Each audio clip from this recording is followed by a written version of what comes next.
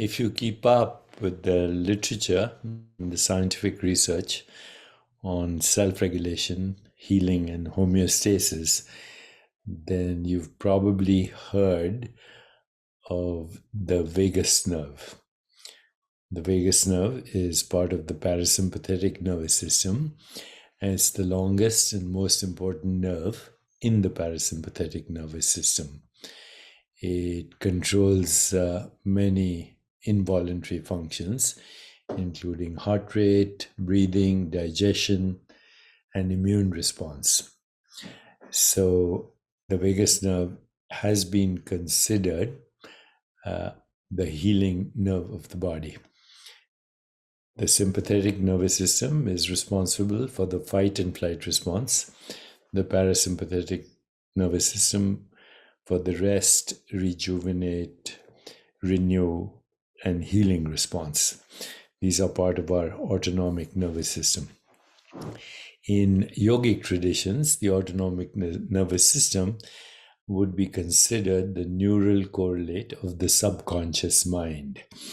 And in turn, the subconscious mind is memory and karma and desire and all the experiences we've had in the past, and not only how we've had these experiences in the past, but how we interpreted these experiences in the past. And so the vagus nerve is the longest nerve in our body. It travels from the midbrain and in turn is influenced by eye movements because it interacts with the oculomotor nerve. It influences and is influenced by facial muscles. It influences and is influenced by tone of voice. It influences and is influenced by breathing, by heart rate variability. It influences and is influenced. And it is also the nerve that goes through the diaphragm, interacts with all the hollow organs of the body, all the solid organs of the body, and ultimately also influences the activity of the microbiome, bringing it to self-regulation and removing inflammation or dysbiosis.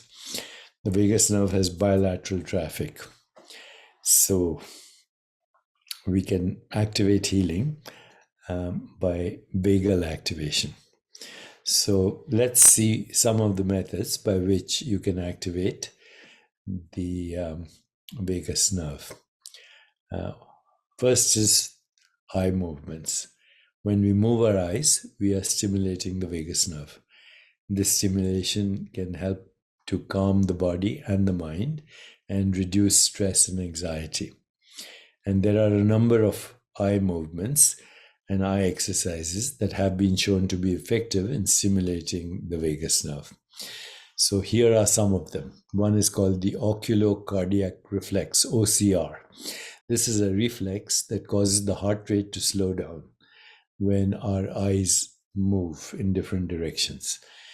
To stimulate the OCR, or what we call the oculocardiac reflex, what you can do is you can gently press on your closed eyes for a few seconds. So that's one way. There's something called divergent gaze. This is an exercise where you focus your eyes on a distant object and then slowly move them to the sides. This exercise can help to relax the muscles in the eyes and neck, which can also in turn stimulate the vagus nerve. Then there's something called bilateral eye movement therapy. This is a more structured eye movement exercise that is often used to treat trauma and anxiety disorders. Bilateral eye movement therapy involves rapid rhythmic eye movements from side to side. Okay.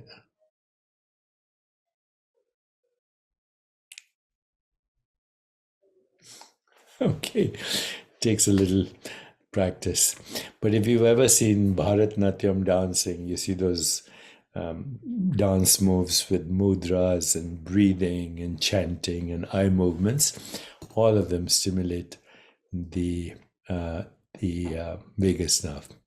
Slow deep breathing is a powerful way to also stimulate the vagus nerve, calm body and mind. Every yogasana stimulates a particular branch of the vagus nerve. Singing and chanting and humming or just saying om stimulates the vagus nerve. Probiotics are live bacteria that can help improve gut health. A healthy gut is important for maintaining a healthy vagus nerve. What else? Kriyas, bandhas, mudras, contracting and expanding the sphincters, all stimulate the vagus nerve. But one of the best ways to stimulate the vagus nerve is just smiling. Smiling can activate the vagus nerve. The vagus nerve is, as I said, the longest nerve in the body, and it is also stimulated by smiling. When we smile, the muscles in our face activate the vagus nerve, which sends signals to the brain that we are happy and relaxed.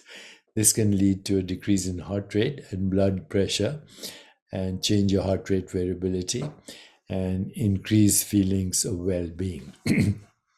There was a study published in the journal Psychological Science that found that when people were asked to smile for 2 minutes, they had increased vagal tone compared to those who were asked to keep a neutral expression.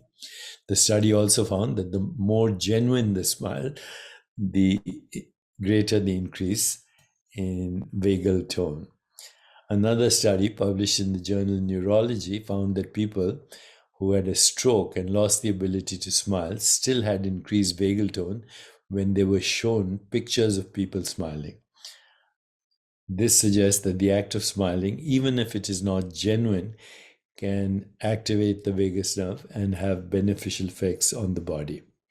So next time you're feeling stressed or anxious, try smiling for a few minutes. It may just help to calm your body and mind. Okay, are there anything I've left out? Deep breathing exercises, singing, humming, gargling. When you gargle, and in Ayurveda use warm sesame oil to gargle, you stimulate the vagus nerve. Massage stimulates the vagus nerve. Meditation stimulates the vagus nerve. Spending time in nature stimulates the vagus nerve. Laughter stimulates the vagus nerve. So by incorporating these activities in your daily routine, you can help to improve vagal tone and your overall health and well-being. Try one or all of these techniques. Much better than taking a sleeping pill or a tranquilizer or a pharmaceutical, especially for disorders that are related to anxiety and stress, which, by the way, is 95% of all chronic illness, is sympathetic overdrive, stress, insulin resistance, and metabolic syndrome. Directly or indirectly, stress is connected to cardiovascular disease, compromise of the immune system, frequent infections, frequent colds, but also things like insomnia and anxiety. All of it is interconnected. So try these non-pharmacological approaches for self-regulation, healing, and homeostasis. Even one of these procedures will make a big difference. But if you make it part of your lifestyle, you will be likely to enjoy very good health, longevity, and health span. Now, this has been known in yogic and Ayurvedic traditions for thousands of years, but science is catching up.